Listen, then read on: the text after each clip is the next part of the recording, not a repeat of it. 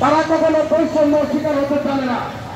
এই এদের সাথে বৈষম্য করে তালবাহানা করে আপনারা কখনো ডাক্তারের ক্ষমতা দিয়ে চেয়ারকে ধরে রাখতে পারবেন না। আমরা আপনাদের কাছে এখন আবেদন করছি, এই দপ্তরের প্রত্যেকটা কর্মরত কর্মচারী প্রশাসন থেকে শুরু করে আমরা সবার কাছে আরোপ করছি, আমাদের প্রতি আপনারা দৃষ্টি দেন, আমাদের প্রতি আপনাদের সহানুভূতি আচরণ করুন।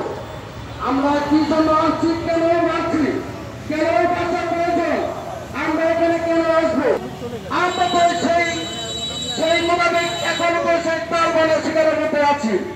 আমরা তো এমন কোন পরিবেশ সৃষ্টি হবে, এই জন্য আমরা এই দেশকে নতুন করে স্বাধীন করা হয়নি।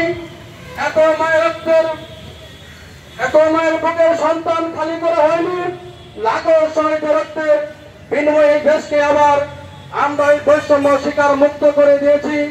এখন আমরা আমার মনে হয় বাংলাদেশের মধ্যে এই অধিদপ্তরটাই মনে হয় বৈষম্যের মধ্যে অন্তর্ভুক্ত।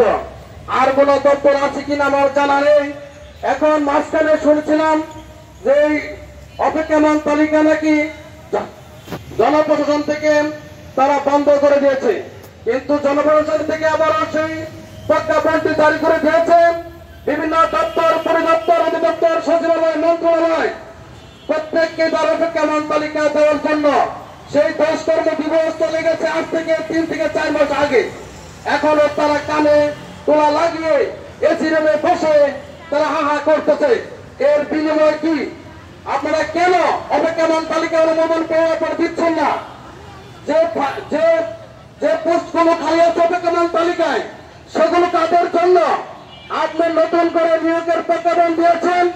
আপনি অপেক্ষমান তালিকা শেষ না করে এই কাজগুলো কেন টালবাহানা করতেছেন?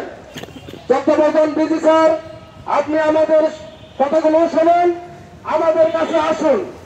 আমরা এই দেশের নাগরিক, আমাদের পেটে খাবার নেই, আমাদের পিছনে যাওয়ারও জায়গা নেই। আমরা এখানে আছি। প্রিয় সহযোগিতারা, আপনারা জানেন এই অধিদপ্তরের কাণ্ড একদম শরীরের চামড়া এত মোটা, বাংলাদেশের আর কোন অধিদপ্তরের এরকম চামড়া মোটা আছে কিনা আমরা জানা নেই। আমরা এখানে দিনের পর দিন, রাতের পর রাত খেয়ে না খেয়ে এখানে আমরা সময় দিয়েছি। দীর্ঘ প্রায় 14-15 মাস অতিবাহিত হয়ে যাওয়ার পরেও এই অধিদপ্তরের কোন বিক্ষোভ আমরা এখনো পাইনি। তারা কি করে? তারা কেন আমাদের সাথে টালবাহানা করে? আমরা এই টালবাহানার শিকার হতে চাই না।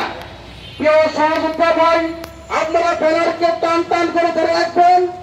আপনারা আপনাদের জায়গা থেকে বুকের শিরা যেতে হয়, আমরা যেন আমাদেরকে হাট লাইনে যাইতে বাধ্য করবেন না। প্রশাসন মহোদয়কে বলছি, আমরা আপনাদের শত্রু নই, আমরা আপনাদের শত্রু নই, আমাদেরকে আপনারা সহযোগিতা করুন। আমরা কেন আসছি, আমরা কেন আসার কথা, আমাদেরকে এই বিষয়ে আপনারা সহযোগিতা করবেন। আমি জানি বাংলাদেশের প্রশাসন সেই স্বৈরা শাসকের মধ্যে এখন আর নেই, তারা আমাদের সাথে আছেন, এটা আমরা জানি। আমরা এই মনে করি বাংলাদেশের বিভিন্ন প্রত্যন্ত অঞ্চল থেকে জেলা ভিত্তিক, বিভাগ ভিত্তিক, উপজেলা ভিত্তিক সেখানে আমরা এসেছি।